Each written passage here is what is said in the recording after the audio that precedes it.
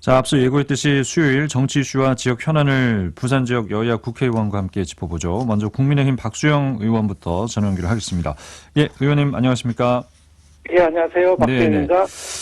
앞서 65세 이상 노인들의 지하철 무임 승차와 관련한 부산 시민들 의견 들어보셨는데 의원님 어떻게 좀 들으셨습니까?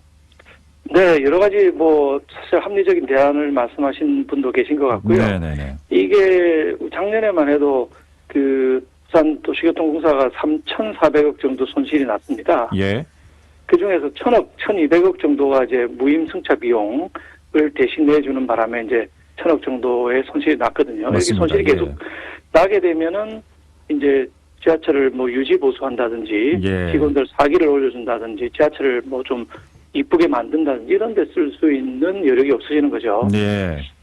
근데 이제 저희가 생각해야 될 게 이게 요금 인상도 정부에서 막고 있거든요. 공공요금 인상하지 말라고 지난번 정부도 그렇고 그전에도 그렇고 예. 계속 막아왔기 때문에 요금 인상을 적정하게 못 올려서 적자가 났고 네네. 또 무임 승차는 사실 1981년에 약 40년 전에 이제 시작을 했는데 예. 그때는 65세 이상 인구가 많지 않았죠. 3.9%밖에 안 됐죠. 예. 그런데 지금은 거의 20% 가까이 갔단 말이에요. 네네. 이런 상황에서 이 적자를 계속 부산시와 도시교통공사가 떠안는 게 맞느냐. 앞으로 더 이 부담은 커질 거 아니겠습니까? 인구 구조상. 점점 더 커지죠. 예. 점점 더 커지죠. 그래서 네. 이게 이제 국가로부터 어느 정도 보전을 받아야 되는데 왜 그러냐면 노인복지법 26조가 예. 반드시 할인을 해줘야 된다고 돼 있는 건 아니고 예. 무임 또는 할인을 해줄 수 있다라고 돼 있거든요. 예. 그래서 몇 세부터 할 것인지 무임을 할 것인지 말 것인지는 지자체가 결정을 하는 겁니다. 그 요금 인상 권한도 지자체에 있는 거 아닙니까? 이 권한은 있는데 네네네. 중앙정부에서 요금 인상 완전히 자제하라는 통제를 하고 있고. 계속 나오죠. 예. 공공요금은. 예. 그래서 이제 두 가지가 겹쳐 있어서 네. 중앙정부 책임도 있고 예. 지방자치단체 책임도 있다는 것이죠. 예. 그래서 전적으로 이 1,000억 넘는 돈, 부산만 그렇고 전국적으로 보면 5천억이 넘는데 예. 이 돈을 중앙정부가 다 내놓는 건 좀 어려울 것 같고요. 예.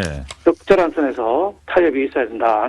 반 정도는 부산이 부담하고 반 정도는 이제 중앙정부가 부담하는 방식으로 어떤 조치가 있어야 된다 이렇게 생각합니다. 네, 서울시도 오세훈 시장이 이제 의견을 냈는데 기획재정부는 반대 입장을 분명히 좀 하고 있는 그런 상황 아니겠습니까?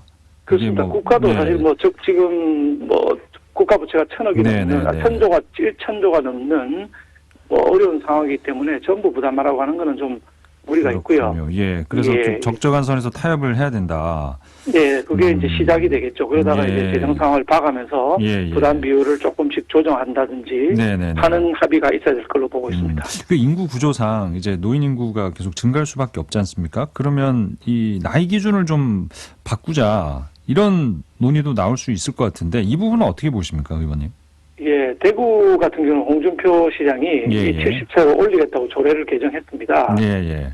그래서 아까 말씀드린 대로 지자체가 정할 수 있는 부분이거든요. 네네네. 그래서 나이를 좀 올리는 방법이 있을 수가 있고, 네. 65세를 그대로 유지하면서, 저소득층에 대해서는 많이 깎아주는 방법. 그러니까 생활보호 대상자나 차상위계층이나 조금 소득이 적은 분들은 무료로 하고, 선별적으로요. 네. 선별적으로. 그 위는 이제 반값 할인을 한다든지, 다반단 이렇게 여러 가지 방법을 섞어서야 되지 않겠느냐. 왜냐하면 우리나라 노인 빈곤율이 굉장히 높거든요. 예. 근데 무조건 이걸 70세로 올리면 65세에서 70세 사이에 빈곤 계층에 해당하는 노인분들이 상당히 어려울 수가 있습니다. 그렇겠죠. 그래서 연령만 단순히 높이기보다는 소득 수준도 감안해서 무료, 반값 이걸 적정하게 섞어서 하는 정책이 좋을 것 같다는 생각을 저는 하고 있습니다. 예. 무임승차 논란 요건 좀 이제 마무리를 짓고 저희가 또 다음 주제로 넘어가 볼 텐데 국민의힘 부산 의원들이 가덕신공항 건설공단 설립을 골자로 한 법안 이걸 발의를 했습니다. 어떤 내용이 담겨 있는지 먼저 법안부터 간략하게 좀 소개를 해주신다면요.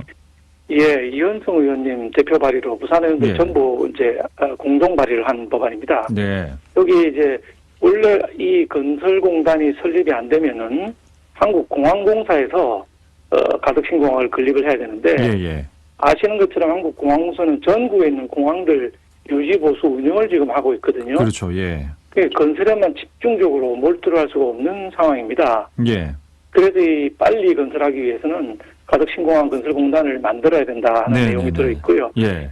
이게 인천공항, 예. 우리 인천공항 설립할 때도 공항공사에 맡기지 아니하고 예. 건설공단을 만들어서 예. 굉장히 신속하게 공항을 건립한 예가 있었습니다. 네네네. 그래서 이제 그 집중적으로 이 건설에만 몰두할 조직을 만들어서 건설을 하자 하는 내용이 그 법안의 주요 내용입니다. 그렇군요. 근데 이거 건설공단 만들어도 이거는 지방사무로 이전되는 건 아니죠? 아닙니다. 그 국가 사무. 예, 인천공항 때도 마찬가지였고요. 그렇게요. 예, 알겠습니다. 그 홍준표 대구시장 그리고 대구 지역 의원들이 2월 임시국회에서 TK 신공항 특별법 이거 반드시 통과시키겠다 이런 의지를 보이고 있는데 뭐 부산 의원들 여기에 대한 어떤 대응 차원에서 또 이 법안을 발의한 겁니까? 어떻습니까? 어떤 대응 계획을 좀 갖고 계십니까? 네, 그 건설공단법도 네. 빨리 하고자 하는 거거든요. 예, 속도에 문제가 있어서 빨리 해야 되는 것이고 네네. 대구 공항을 짓는 걸 우리 부산이 반대를 해서는 안 된다고 생각합니다. 대구도 공항이 필요하고요. 대구는 네네네. 지금 시내에 있는 군 공항을 이전하겠다는 그렇죠. 것이거든요. 네네. 뭐 공항을 이전하고 새로 짓는 거는 그쪽 지역에 따라서 할 일이고 예. 우리가 그 공항을 이전하는 것까지 반대해서는 안 된다. 예. 다만 TK 신공항법에 약간 그 무리한 조항들이 있습니다. 예. 우리 가덕신공항에 맞서는 중추공항으로 하겠다든지 최중량 비행기, 가장 무거운 비행기, 가장 큰 비행기가 내릴 수 있도록 활주로를 3,800m를 하겠다든지 하는 등의 좀 무리한 조항들이 있습니다. 예. 이거를 이제 막아야 되는 임무가 부산 의원들뿐만 아니라 모든 국회의원, 모든 공직자들한테 있다고 생각합니다. 네. 그래서 이게 이제 앞으로 지금 진행되고 있는 절차는 예. 국토부에 사전 타당성 검토를 하고 있거든요. 네네네. 그러면 저는 국토부가 정부 전체의 공항 계획을 가지고 있기 때문에 예. 그 계획에 의하면 우리가 중추공항을 인천공항이 있고 가덕도 신공항이 있는데 또 대구의 TK 신공항을 중추공항으로 만들어서 3,800m 되는 활주로를 가면 과잉 투자가 되기 때문에 예. 일단 첫 단계인 국토부 사타에서 걸릴 거라고 보고요. 예. 그 다음에 이제 국회로 넘어오게 될 텐데 예. 그러면 국회 상임위는 국토위에는 우리 부산의 정동만 의원하고 예. 최인호 의원이 그렇죠. 있거든요. 네네. 이 두 의원이 이제 적극적으로 나서서 막아줘야 될 것이고요. 예. 혹시 수에 밀려서 상임위를 통과한다 하더라도 네. 법사위에 올라가면 또 우리 김도 법사위원장이 부산 출신 아니겠습니까? 예. 그래서 이 국토부 사타부터 예. 국회 법사위 통과까지 부산 의원들이 포진해 있기 때문에 중간중간에 좀 적절하게 제동이 될 것이다. 예. 그렇습니다. 예. 예. 그 가덕신공항 건설공단 법안 이거는 언제 그러면 통과를 지금 계획하고 계십니까? 법을 이제 내놨기 때문에 예. 저 정기국회 열리면 빨리빨리 통과해서 금년 상반기 중에 통과를 해야 되겠죠. 예. 어쨌든 TK 신공항 특별법 이거보다는 좀 뒤가 되겠네요. 되더라도. 뭐 그렇지도 않습니다. 어느 게 맞습니까? 먼저 이렇게 예. 우리 그 건설공단법은 네네. 뭐 사전 타당성 조사 같은 게 필요한 법안이 아니기 때문에 예. 오히려 더 빠를 수가 신속하게 있겠네요. 진행이 될 수도 예. 있습니다. 알겠습니다. 자, 그리고 전당대회 얘기 좀 해보겠습니다. 네. 지난주 후반부터 안철수 후보 그리고 친윤계 공방이 이어지고 대통령실까지 계속 얘기가 나오면서 윤심 신경전 이게 도를 넘었다 이런 지적도 나오고 있는데 어제는 또 좀 나경원 의원이 다시 전 의원이 등장을 했습니다. 지금 상황이 어떻게 좀 전개가 되고 있는지 뭐 설명을 해주시죠. 그 후보들이 윤심 신경전 벌이고 있는데 이거는 뭐 당연한 거라고 생각합니다. 저는 그 나쁘게 볼 게 하나도 없다. 왜냐하면 책임 당원들이 투표를 하는데 책임 당원들은 전부 윤 대통령의 정부, 윤석열 정부가 성공했으면 바라고 있거든요. 그래서 당심은 거의 100%가 윤심이라고 생각합니다. 책임 당원들의 제일 가치는 윤석열 정부의 성공이다. 그러니 당연히 후보들은 윤심 마케팅을 할 수밖에 없는 것이거든요. 그래서 그걸 나쁘게 볼 필요는 없는데 다만 그 일부에 이제 반윤 기치를 든 분들이 있었거든요.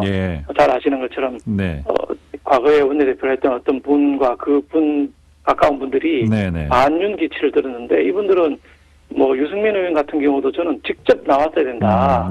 대리인을 내보낼 게 아니고 그래서 나와서 과연 반윤 기치를 드는 것이 우리 책임 당원들한테 어떤 평가를 받고 있는지를 봤어야 되는데 아쉽게도 본인이 직접 안 나오고 이제 다른 후보가 대신 나왔는데 네. 결과를 지켜봐야 될 거라고 봅니다. 예, 알겠습니다. 그 짧게 오늘 국회 본회의에서 이상민 행안부 장관 탄핵 처리 어떻게 될 거라고 보십니까? 글쎄 수적으로 우리가 밀리니까요. 예. 더불어민주당만 해도 숫자는 충분하기 때문에 저희가 막는 데는 역부족이라고 생각합니다만은 네.